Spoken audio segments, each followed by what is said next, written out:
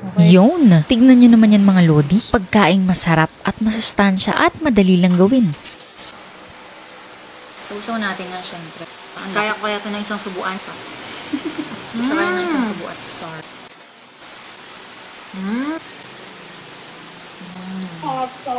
Sarap. This is my favorite. Kaya naman simulan na natin. Rice or kanin. Nakakain ko yung buhok ko. Gutom na. Meron ako ditong kaning lamig. Pwede kayong gumamit ng plain rice. Pwede nyo din namang i-season ang inyong mga rice. Iinit ko lang to guys. Gamit ang microwave. Kaning lamig, ininit ko lang sa microwave. Bowl.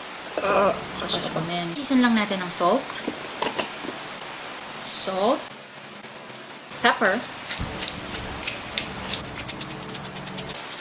Sesame oil. And vinegar. Ang gamit ko ay apple vinegar, Korean brand. Pwede kayong gumamit ng regular vinegar na meron kayo dyan. Tansya-tansya lang yung ginagawa ko guys, pero ilalagay ko dyan yung exact measurement. Gloves, mix. Haluin lang maigi para ma-distribute yung mga pampalasa na nilagay natin.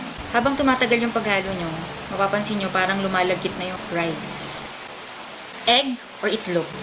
Para naman sa protein na gagamitin, pwede nyo gamitin ang itlog ng inyong mga mister. Charot, yes. Itlog lang pwede. I-transfer ko lang kasi wala lang trip ko lang. Gusto ko yung lalagyan na yan. Aesthetic. Ang liliit ng mga pula. Season lang din natin ng salt and pepper yung ating egg. Batihin.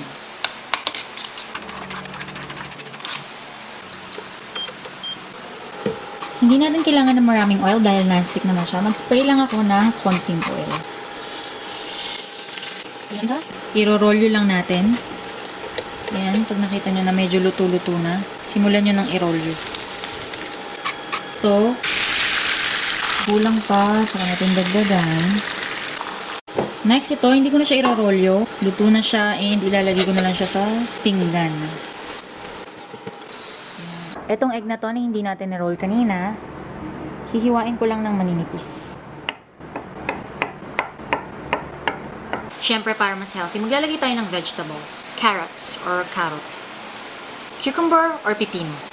Hihiwain lang natin ng maninipis at pahaba-haba yung carrots. Pero ako, gagamitin ko itong aking multi-purpose vegetable carrot. Ito yung kanyang different types of cutter.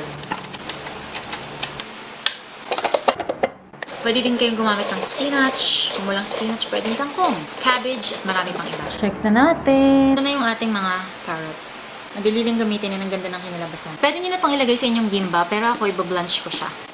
May pinapakulo na akong tubig dito kanina. Lagyan lang natin ng salt. I-blanch lang natin yung carrots. Hey Siri, timer for 3 minutes. 3 minutes. Starting now.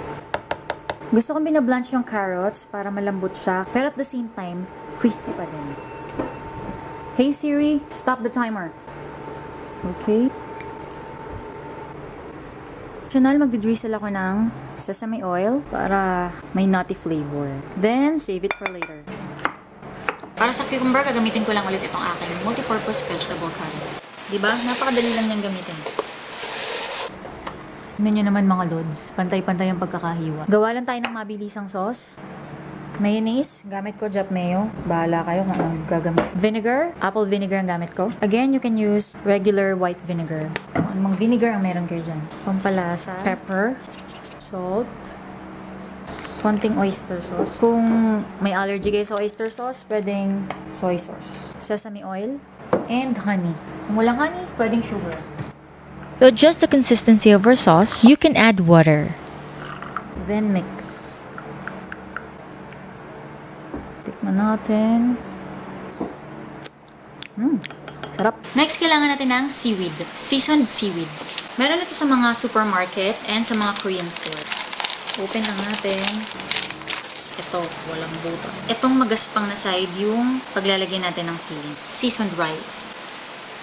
Lagay muna tayo dito sa gitna. Binasa ko lang yung aking kamay para hindi dumikit yung rice. Magtira kayo ng mga half to 1 inch dito sa dulo. Then, another seaweed.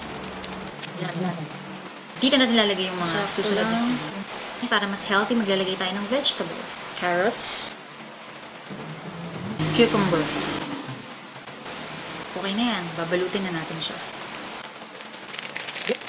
Higpitan nyo lang. Higpitan lang. Gumawa din pala ako ng iba pang version. Luncheon meat with egg, like mushroom, meron ding tuna mayo egg, at iba pa. Kung gusto yung mapanood, panoorin nyo lang sa aking other video. Tanan! Wow! O diba? Hindi nakapaniwala sa sariling gawa. Ang ganda ng itsura niya. Pero syempre, tikiman time muna. Tikiman. Ito munang egg lang, tapos nilagyan natin ng vegetables. Carrots and cucumber. So, usaw natin nga syempre. Sarap. Bagay na bagay itong sauce na to guys dito sa ginawa. Kaya ko kaya ito ng isang subuan. Parang ang laki ah. Laki. Okay ni Rhea, just watch me eat. O diba, sobrang dali lang gawin. Ako nga pala ang inyong kusinarang ininyara, Jane Agustin Silvestre. See you in my next vlog. Vida. Baka naman.